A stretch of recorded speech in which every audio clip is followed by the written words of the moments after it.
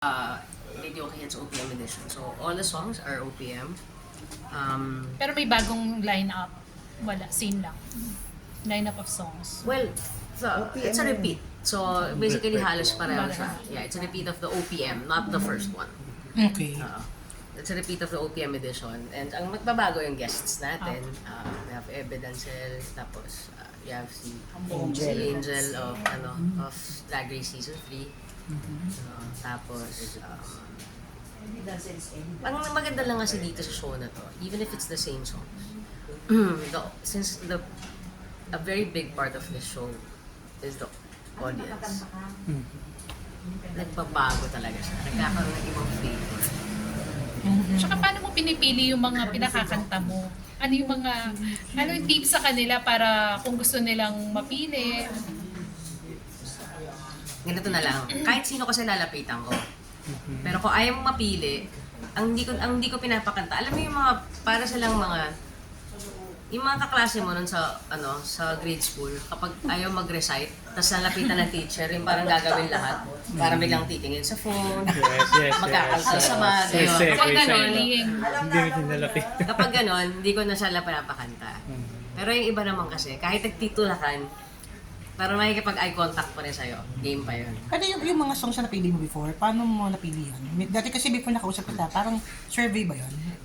Yung first one, nagpa-survey kami. Ngayon? Ito yung, nagpa-survey kami pero hindi siya kagaya nung before na talagang meron kaming battle. Polo.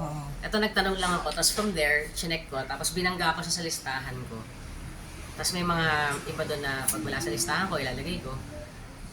But basically, it has to be, siguro akong pinaka-ano ko is, in everything I do, I have to like it. Okay. I have to like the song.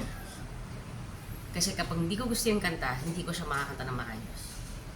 Hindi ko siya, ang tagal bago pumasok sa kukote ko. Napakadaming OPM songs na kuko-compress mo, ang hirap piliin talaga eh, no? Sobrang hirap. Kasi, So may mga jukebox queens sa mga hits, may mga gano'n. Ano yung pinaka-favorite mo dun sa line-up? alam mo, favorite ko, yung anak. Sobrang Si favorite. Freddie Aguilar. So gumawa ka ng bagong rendition. May bago kami rendition. And ano siya, it's a totally different arrangement. So talagang, Maglalabas ka niyan sa Spotify. we plan to do it. Since, I mean, ang ganda ng mga arrangements namin eh. Even yung beginning itim, nakakatuwa eh. Tsaka yung may isang song ka na ginawa mo, di ba? Parang for Liza yun. Alin? Yung may ginawa ka na pinarinig mo sa amin dun sa GC. Parang bagong song. Dati, yun, album naman talaga yun. We plan to release it next. Pero yung anak, ano yung meron dun sa kanta? Bakit yun ang pinaka-favorite mo sa lahat? Inareglo kasi sa namin siya. Parang, kasi diba, yung original version ni Sir Freddie talaga is very folk and parang we wanted to parang make it more, well, it's already timeless. Pero parang we wanted to appeal then to, actually it's not even that eh. Ang thought ko lang noon was I wanted it parang I wanted the arreglo to be how I felt when pag naririnig ko yung kanta, yung parang pinagdadaanan, medyo heavier yung arreglo nito. So para siyang imagine Freddie Aguilar meets Alanis. Wow. Parang uninvited. Pero hindi mo naisip yung sarili mo being parang a son to your dad, diba? Yung parang bonding nyo, no? Hindi. Kasi alam kong hindi ko naman ginawa yung mga Hindi lagi sumaili. Basta para to sa mga suwail na anak.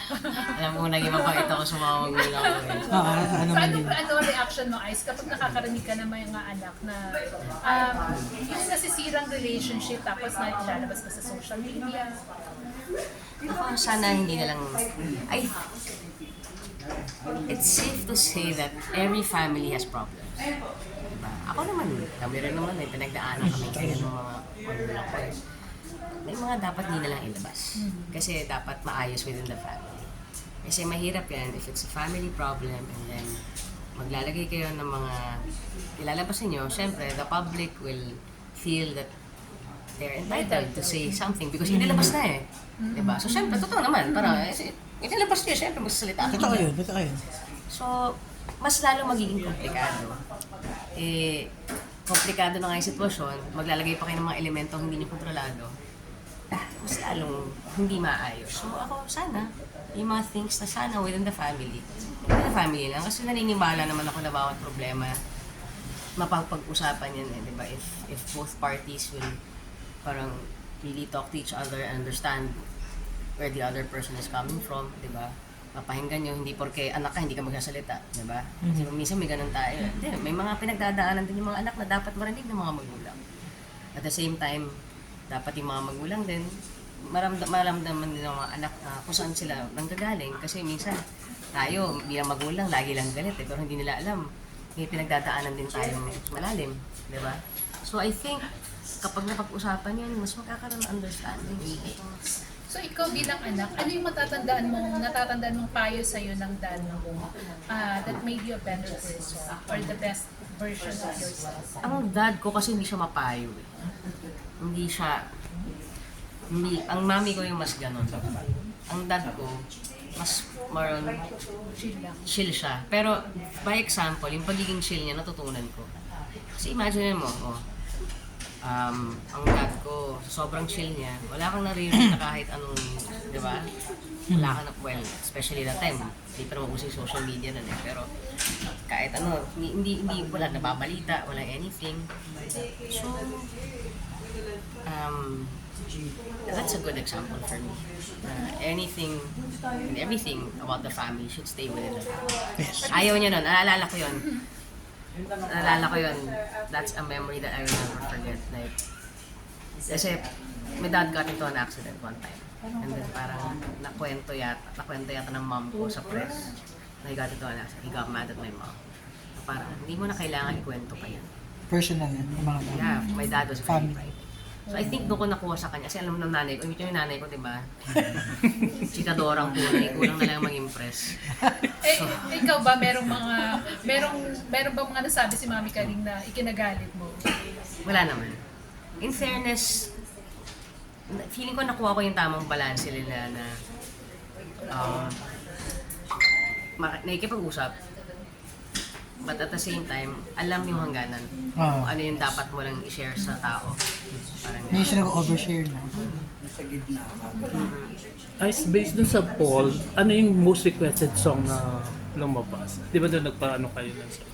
Ano yung kanta? dito for OPM. Yes. Kukulong ka na. Ano nga ba? Love! Ano nga ba yung most requested na song dito? Sa OPM? Sa poll? Based on the poll. Leaves. Yung Leaves ng Ben and Ben. Ayun, Leaves. Lagi yung Leaves. Kasi hindi, tsaka ano lang mula nung unang video Ang release emotional nun. hanggang ito, kasi di ba may request kami, laging top yun. Nagbabago lahat except for that. Ganun Ay, sarap. we heard na magkakaroon kayo ng parang yung choosing, part 2 magkakaroon. Yes, sa June. So sa Pride Month ulit, we're doing choosing next year. Why did you decide na gawin yun next year? Well, kasi syempre, since it's very important na di ba sa dami-dami ng kwento ng Spectrum, it's very important na magkaroon ng representation yung bawat kwento. And I believe that this story that we have is a very good representation of a trans couple. And kasi marami rin hindi nakakaalam eh. Kasi kahit naman nasa LGBT ka, like, we have a lot of gay friends. Pero nung napanood nila yung choosing, parang lahat sila parang, grabe, hindi ko alam na ganyan palang pinagdadaanan. Alam mo yun? So parang, isipin mo, that's already within the community. Meron pa rin mga gano'n na parang nagugulat pa rin sila. What more for people outside? What more for people na talagang ang tingin lang sa amin eh, parang, di ba, hindi kayo dapat in a relationship ganyan. So parang, it's very important that this story is told. Kasi nga, yun ang pinaniniwalaan ko yan. Kapag nalaman natin ang kwento ng bawat isa, mas magkakaroon tayo ng pagtanggap. Kasi nakikita natin yung perspective eh. Mas madaling hindi siya tignan ng black and white. Makikita mo na nothing is really black and white. There's always a gray area na. At dun sa gray area na yun, kaya nating tumapak dun sa sapatos ng isang tao at makita niya, napagdaanan ko rin to Hindi man parehong-pareho yung kwento. Hindi man pareho yung, let's say, kasarian o ano, pero nagmahal din ako ng ganito. nasaktan din ako ng ganito. So, yun, the intersectionalities of people. So, I think that's So, important. powerful in stage play talaga yun. Yes, yes. It's a beautiful stage play. I mean, not because we're in it and not because we're in it, but it's a beautiful story na ang maganda kasi siya kasi it's a mixture of comedy and drama and it's different stories of LGBT people told by this and lived by these two characters. So parang madidisarm ka, tapos biglang na-realize ko na lang, siya, sakay na pala ako dito sa kwento. Correct. Will you be staging it in the same venue? We're doing it sa Aretna this time. So, here na sa Quezon City. Oh, Para mas malapit na. Ayos. Before kasi you're very open na napadaanan mo yung depression. Kamusta ka na right now? Okay na ba? Right now, I could actually say I'm happy. And mga pinag-uusapan namin na isip ko, sabi mo, sabi ko masaya ako. Sabi niya, ba't ka masaya? Sabi ko, hindi ko alam. Pero, sabi ko yun, kasi before hindi ko siya masabi na masaya ako. Ngayon parang, even the people, friends ko na medyo matagal ko hindi nakita, parang masaya ka ngayon parang iba yung oras ko. So at peace ka ngayon. Mas Sobrang busy ka kasi parang Oh, walang, it's supposed to walang work. space yung depression. No? No, that's not true. It will always have a space. Talaga, kahit busy ka. Ano, Kasi kahit bibisi mo yung sarili mo, yung utak mo, ano pa rin yan, na-distract ka lang. But at the end of the day, uuwi ka ng bahay. mag-iisa ka. Mag-isa. so malaking bagay talaga si Lisa na naging part siya ng buhay mo. So, yeah, oo naman. So, Pero, curious lang ako, kung hindi mo nakilala si Liza, pangarap mo rin bang magkaroon ng sarili mong anak? oo naman. In what way? Parang gusto mo bang mag-adapt? Or Siguro, pwede, posible yun. Kasi, wait lang pwede ba magpabili ng pandesal? Sorry. Narinig yung Naisip niya, naisip niya. Naisip. Naglihe?